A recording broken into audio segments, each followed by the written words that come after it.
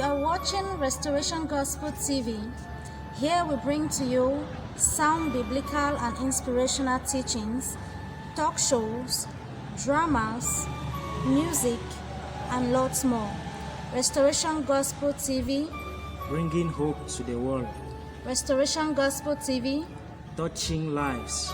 Restoration Gospel TV. Your TV for life. Stay blessed. Stay connected. Ladies and gentlemen, you are welcome to Restoration Gospel TV. I am Sister Ada, a journalist from the Communication Department, Full Gospel Mission, my 4 Nkwen. If you like this edition of the program, do well to comment, send your questions, and why not share to your friends and colleagues and let them join us and use this as a means of evangelism also. And today with me in the studio is a renowned man of God. I tell you, if you have heard of Hebrew boy, yeah, this is him, Hebrew boy. But he's not a boy. Maybe we should revise that your title to Hebrew man. I am Hebrew boy. Thank you. Okay, he says Hebrew boy. Well, maybe you have heard of him from Christian Gospel Radio. Bamenda. Okay, and he's not just an evangelist over the radio. He's also a pastor in the Full Gospel Mission, and one in which I fellowship as well. So he has a lot to tell us. He's very resourceful. He's a teacher. He's a mentor. He's a coach. He's a motivational speaker. I tell you, if you follow him, you'll be inspired to carry out stewardship in this 21st century and in this last day. Remember, we are in the 11th hour and we don't want to make mistakes. So that's why it is important to have resourceful people or persons who would direct us, who would motivate us to carry out missions effectively. And today we'll be talking about stewardship. But before we go on to that topic, we would like him to introduce himself to you. I'm sure you're wondering what is his name. Well, I'm called John Neba. Okay. Yeah. He's a simple man. He's humble. So you usually say John Neba, but I will want to address him by his right title. He is Reverend John Neba. I am John Neba. Well, no problem. Thank you very much. Okay. Wow, today we are talking about stewardship, and for the past weeks we have heard a lot about stewardship, different areas where we can be stewards, and today we heard about the dangers of not being a good steward. So now we have these questions. We want to explore that topic because some people may think that if I'm not a pastor, not an evangelist, what can I do? Maybe I'm just a member in the church. Doesn't mean that I'm a bad steward.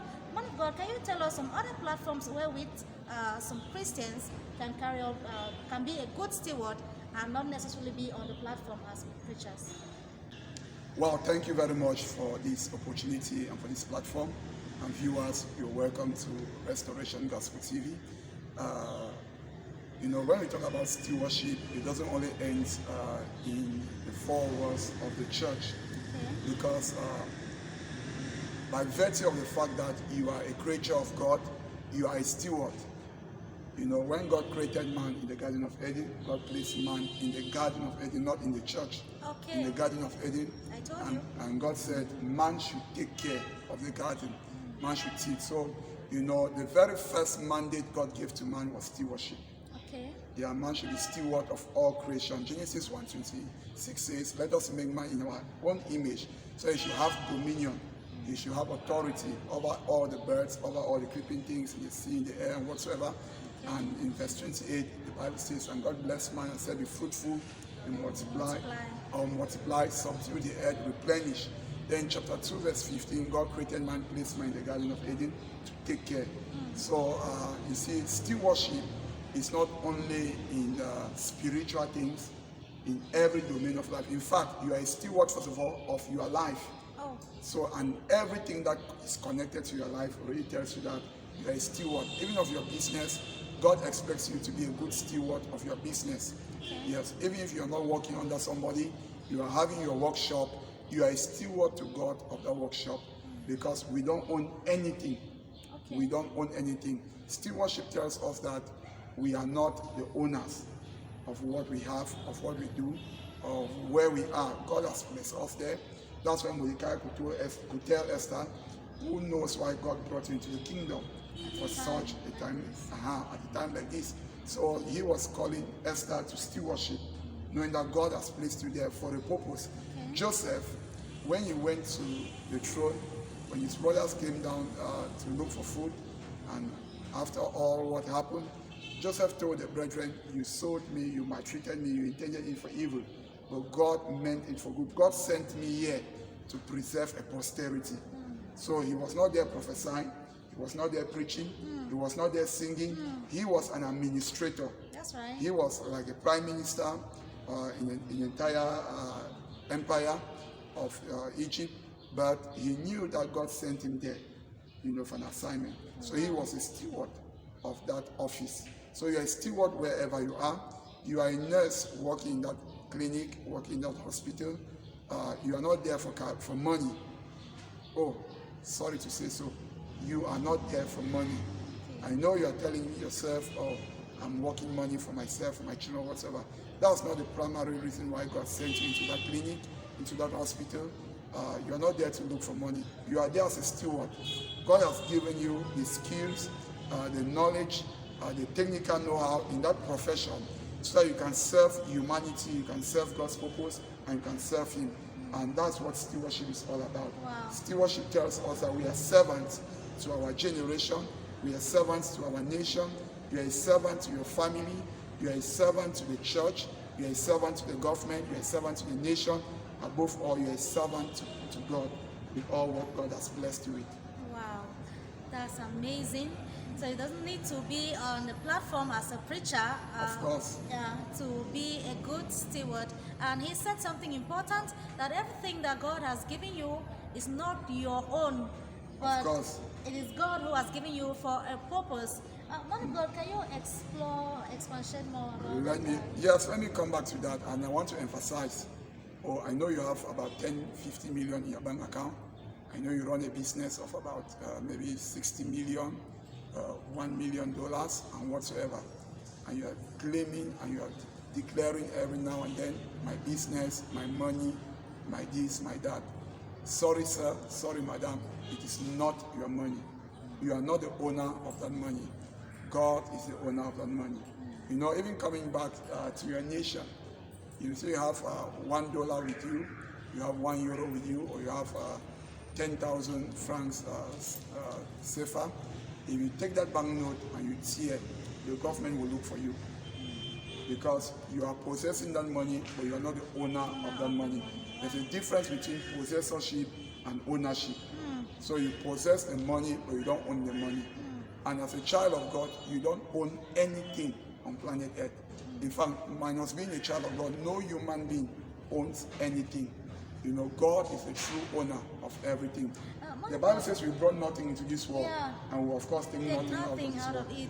Yeah. So if you think that you are the true owner of your bank account, the day you are dying, take the money and leave this world with. That's impossible. Yeah. That's impossible. I now see why the earlier church, after Jesus ascended into heaven, the scripture says they shared all that they had everything in common. Equally. Yeah. Wow. So no one has this as my thing. Of course. Or his thing. Wow. So they shared everything equally. They had their understanding of what stewardship was all about. Wow. They knew that if God has given me 1,000 francs, that 1,000 francs is Ada's money. Yeah. If God gives Ada 10,000 francs, that 10,000 is my money. If God gives you 1 million francs, that 1 million is for my benefit. It's for the benefit of the community. It's for the benefit of the family, the benefit of the kingdom of God, the benefit of your generation. That's right. That's why you must keep reminding yourself that you are a steward. And that's why even you, a child of God, you will give an account on how you spend your money, on how you use the resources God has given to you. Wow. Yeah. Wow. So, talking about this, how can you encourage the brethren who are into maybe one thing or the other, how they can be faithful as stewards, or maybe they don't even know that what they're doing, what God has given them, is a platform to carry out stewardship effectively. Okay. Maybe what are some of those things that you think? Maybe you have some Christians in the church who are mothers. They don't work. They're just housewives. Yeah. How can you encourage them to know that they are also stewards and they can be faithful in what they are doing. You know, when we talk about stewardship, we are not only talking about those who have jobs, those who have careers, or those who have a business, those who have ministry. You are a steward, you have energy. How you use your energy, what do you use your energy for? You know, Paul said, I labor with all the energy, all of God's energy that is at work in me. So Paul recognized that the energy he's using is not his energy, it is God's energy. Even the life you are having is not your life, it is God's life you are living. The life you have is a borrowed life. You know, God can take it from you at any time. I cannot decide that I will live for 1,000 years without dying. I don't have that capacity. That's true. So the person who has created me is the owner of that life. So even your life, you can be a steward of your life. You can be a steward of your time. You may not have money, but you can create time to serve somebody in the community. So don't say that you're not working. You don't have money. You don't have talents. You have time. You can give time just to cater for somebody in the community, to cater for the needy. You can create time just to go maybe to the church premises, to clean the church environment. You know, that's service to God. Service, yeah. You can also just go to the streets. The streets in the quarter, they are dirty.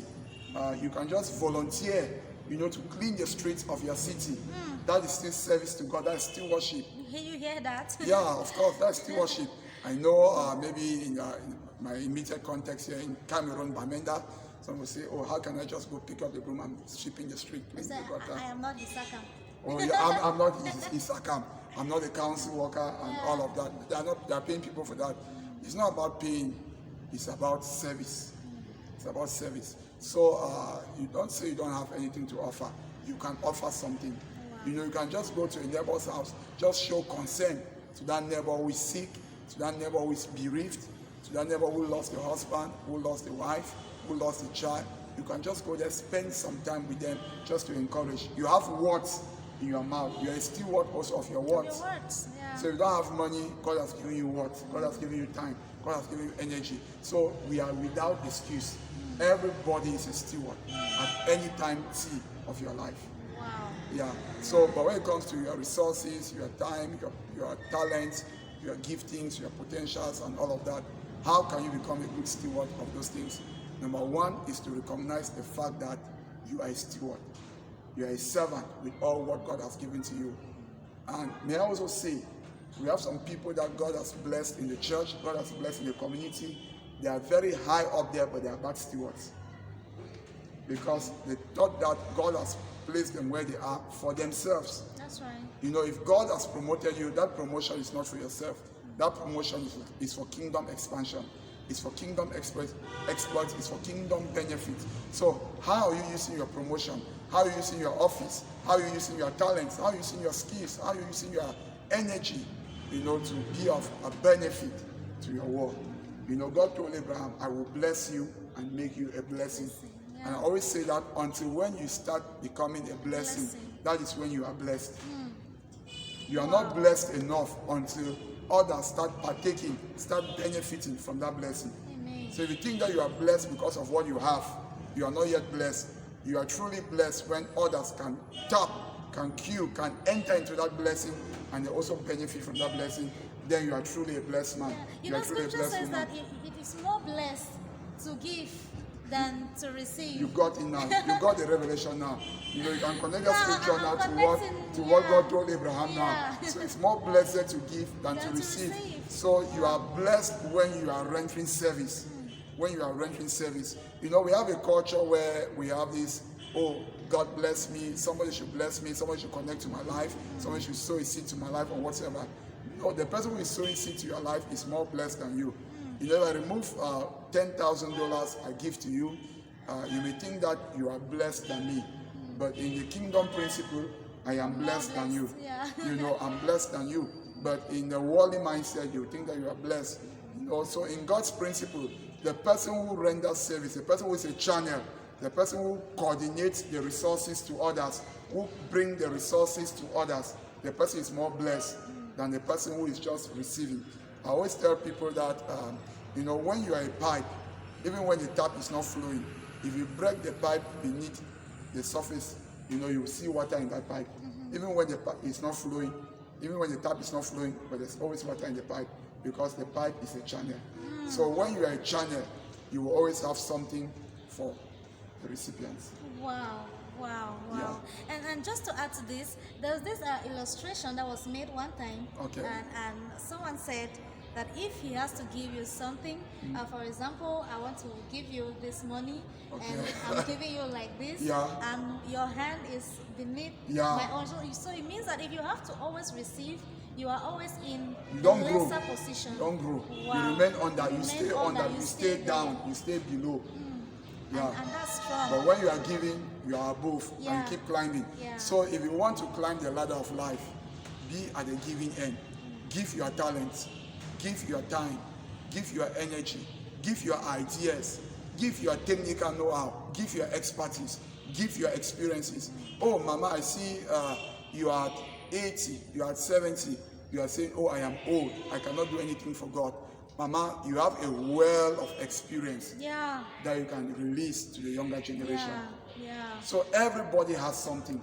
And there's this saying that God lets you go through some circumstances of life, of course, so that you can help others not to get into those same challenges. That's true. And that in that way you facilitate their journey and you make them attain the heights that they are supposed to attain at the time. Wow. So anything that happens to your life, take it as a lesson or as a training program, so that you can better teach others who have not gained that experience. You know, let me come back also to the things you have to do to be a good steward. I talk about recognize the fact that you're a steward.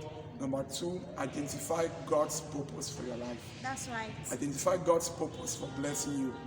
Identify God's purpose for promoting you. Identify God's purpose for keeping you where you are at this particular time. Because once there's a disconnection between where you are, what you have, what you are doing from God's purpose, you can never be a good steward. That's right. That's right. You can never, I can guarantee you can never be a good steward. So knowing why God has placed you where you are at this particular time, why God has blessed you, what He has blessed you with, can enable you to become a good steward. Then, because when you know that purpose now, you need to ask God, how? How can you serve your generation? How can I serve my church? How can I serve my society?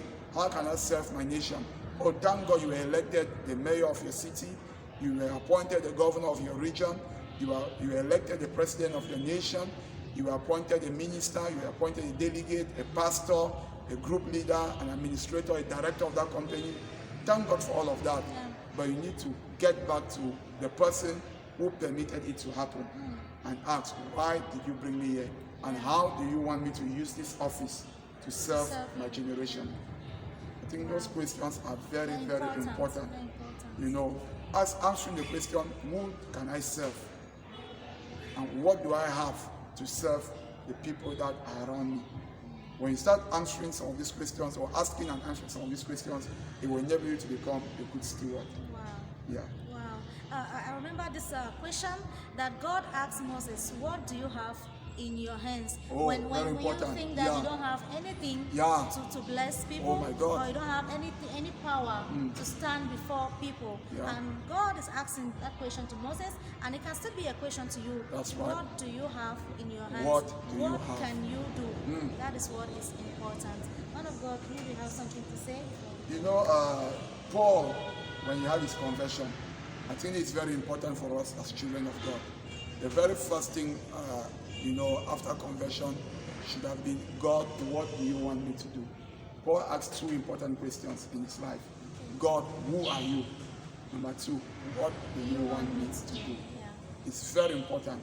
Well, it's unfortunate that we are also in a generation where people keep telling God what they want God to do for them. You know, at the beginning of the year, God, I want you to open me doors. I want to travel to America. I want to travel to Europe. I want to travel to Africa.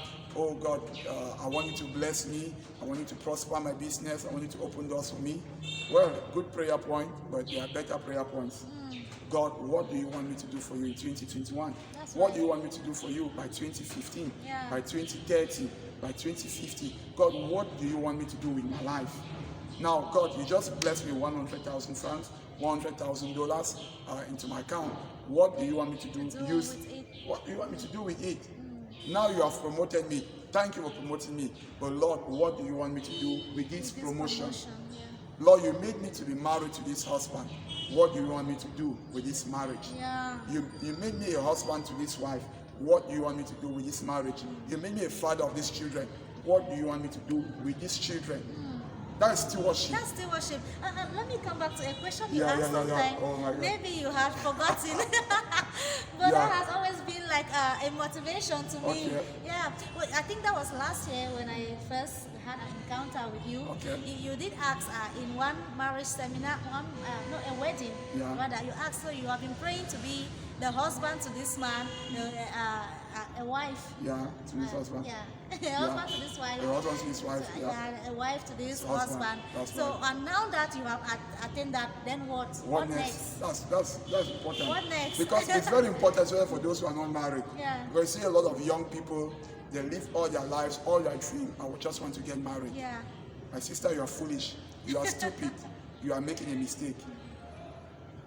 Or should I tell you something? God did not send you on planet Earth to get married. That's right. That's right. Should I repeat again? Repeat again. It's God important did not send you on planet Earth to get married. You know, God sent you on planet Earth with an assignment, with a destiny to fulfill. As a steward, marriage is just another platform to fulfill destiny. Yeah. Like some young girls, they feel that when they are married, they have fulfilled destiny. Sorry, you can be married, but you are not still fulfilling destiny. That's true. Or you thought when I become the president of my nation, that's my destiny, I will fulfill destiny. Being the president of your nation is not destiny. It's a provision, it's a platform to fulfill destiny. That's right. Being rich is not destiny. Riches are rather provision to fulfill destiny.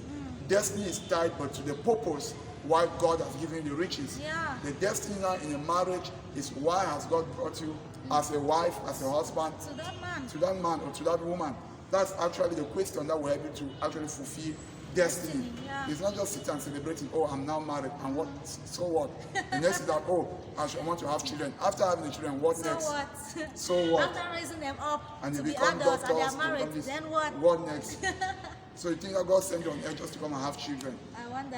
Or, you know, God could still have released the children on planet Earth without you being. True. Of course. True. Of course. True. And there's this Nobody other- gave birth to Adam. Yeah, true. Nobody gave birth to Eve. True. God made them. God made them. And God could still have made billions God of people made them. on planet Earth at once. Yeah. So giving birth to children, because there are many women also in the church, when you just get married, they bury their destinies, they bury their potentials. In fact, some of them stop their education, they stop the pursuit of their dreams. Permit me to digress a bit. Yeah. It's not actually digressing. important. But let me Yeah. speak to married women. A lot of you married women, you are becoming a liability in your home, in the society, and in the church of God, because you have just buried yourself in marriage and in having children. Sorry, God has something more than just being married for you, something more than just being a mother of children. You know, there is destiny in you. Rise up, discover destiny, discover purpose, discover your life assignment, discover your life mission, and engage yourself into fulfilling that assignment. Okay.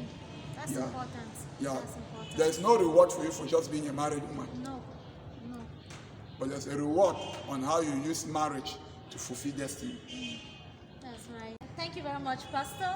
It shows that there's a lot to say as far as stewardship is concerned. Of course. But because of time, we will want to wrap it up here. Okay. And we hope that we'll have you in the next episode again, which will come shortly after this. God be your helper. If you like this episode of the program, do well to press the like button, share and comment. Let us know what is your take on the topic and what is your contributions as well. While we want to call it Well, before we even call it quit for the day, maybe you have some questions. You can pick a number on the screen, and you can get to us, and we'll be there Yeah. to pray with you, to answer your questions, or to give you whatever counsel you need. And if you're in Bamenda, you can always fellowship with us at the Full Gospel Mission Restoration Gospel Center Yeah. at My Fonquen. Every Sunday, first service 7 o'clock, second service 9:30, and Bible studies and prayer meetings on Fridays and Wednesdays. You can also fellowship with us 4:30 p.m. Yeah. And you can also connect to us online on Facebook. We are always there on our meeting days. So just go to Full Gospel Mission Gospel Restoration Center or Restoration Gospel Center. Just go to Full Gospel Mission Restoration Gospel Center, and you will always have us live on Facebook. Wow. Thank you very much once more for talking with us. And The pleasure is mine. we'll see you again in the next episode. Thank you. You are watching Restoration Gospel TV. Here we bring to you sound biblical and inspirational teachings, talk shows, dramas, music, and lots more. Restoration Gospel TV, Bringing hope to the world. Restoration Gospel TV, Touching lives. Restoration Gospel TV. Your TV for life. Stay blessed. Stay connected.